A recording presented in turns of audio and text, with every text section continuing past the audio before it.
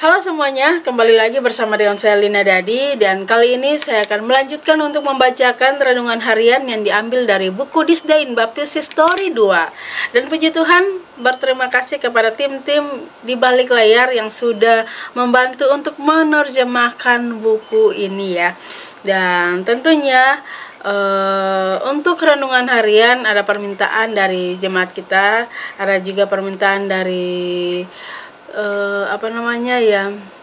teman seiman yang mereka tidak bisa membaca karena mata tidak bisa melihat. Jadi saya diminta tolong untuk membacakan, jadi mereka hanya tinggal mendengarkan renungan hari ini itu apa. Dan bagi Anda yang baru pertama kali bergabung bersama dengan saya, tentunya saya membacakan buku renungan harian yang diambil dari This Day in Baptist History. Ini adalah kisah-kisah para misioneri atau kisah-kisah orang-orang pada zaman dulu yang mempertahankan iman mereka kepada Yesus Kristus. Nah, kisah-kisahnya seperti apa? Tentunya bervariasi. Jadi kalau misalnya Anda adalah salah satu pencinta kebenaran firman Tuhan, Anda adalah orang yang sangat suka dengan membaca kisah kaum Anabaptis pada zaman dulu atau orang-orang Kristen yang dianiaya pada zaman dulu. Nah, pasti teman-teman semua sudah tidak asing lagi dengan nama-nama tokoh-tokoh Kristen di zaman dulu ya. Saya akan bocorkan misalnya nih, William Carey, Adoniram Judson, ada juga John Ryland, ada Andrew Fuller, ada juga banyak sekali kisah-kisah mereka yang tertampung di dalam buku This Day in Baptist History. Nah, bagi Anda yang saat ini lagi mengikuti, silakan mengikuti per hari, per tanggal, karena setiap peristiwa berbeda-beda ya. Oke, kita langsung saja untuk membacakannya. Dan tentunya judul pada tanggal 10 Oktober ini yaitu Dia Berkhotbah Sampai Apinya Padam. Itu maksudnya apa ya? Dan kitab suci yang dibacakan yaitu 1 Korintus pasal 9 ayat 16 dan 1 Timotius 2 ayat 7.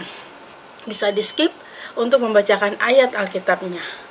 Oke, kita lanjut untuk membacakan kisah hari ini. Kebaktian penutupan pertemuan asosiasi Mid-Pleasant yang diadakan di Gereja Baptis Ebenezer di Randolph County, Missouri hampir selesai. Hanya ada satu khotbah lagi dan tokoh senior dari asosiasi itu bangkit untuk berbicara. Selama khotbah, pengkhotbah berusia 70 tahun itu jatuh sakit dan harus dikawal dari mimbar.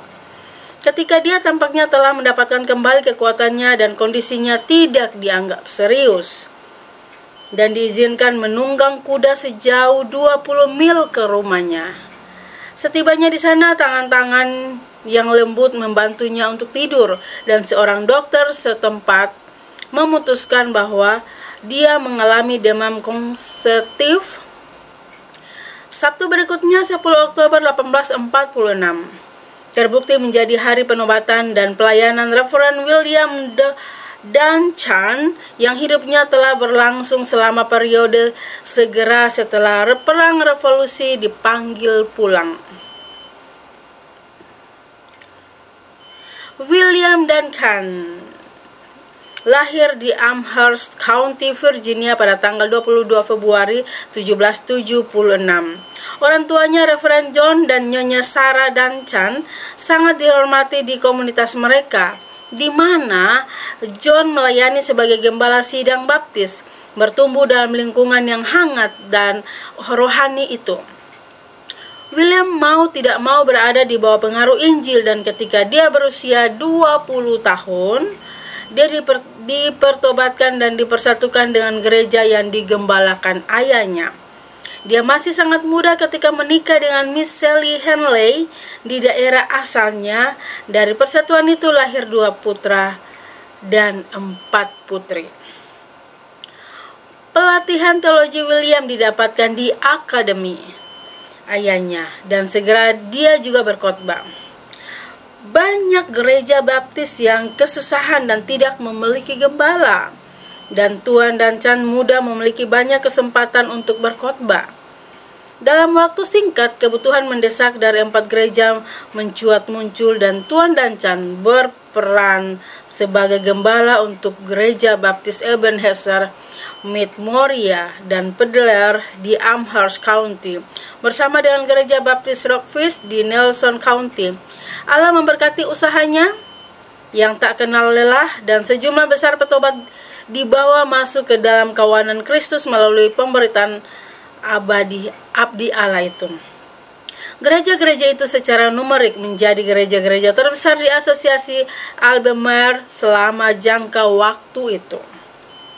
Selama kira-kira 30 tahun, Reverend Duncan mempertahankan jadwal yang melelahkan untuk melayani tanggung jawab 4 gerejanya.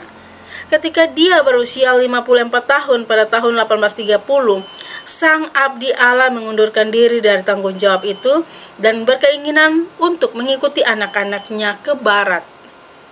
Dia dan istrinya berimigrasi di Missouri. Cukuplah untuk mengatakan, orang-orang kudus Tuhan di gereja memohon kepada Gembala Duncan untuk tidak pergi. Dan bahkan setelah dia berada di Missouri, mereka menawarkan untuk menghadiahkannya dengan tanah pertanian terbaik di daerah mereka, lengkap dengan segala sesuatu untuk membuatnya nyaman jika dia kembali ke mereka.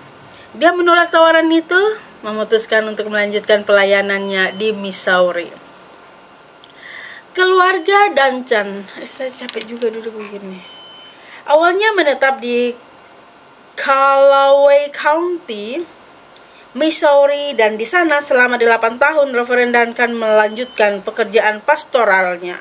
Pada tahun 1838, keluarga Duncan pindah ke Howard County.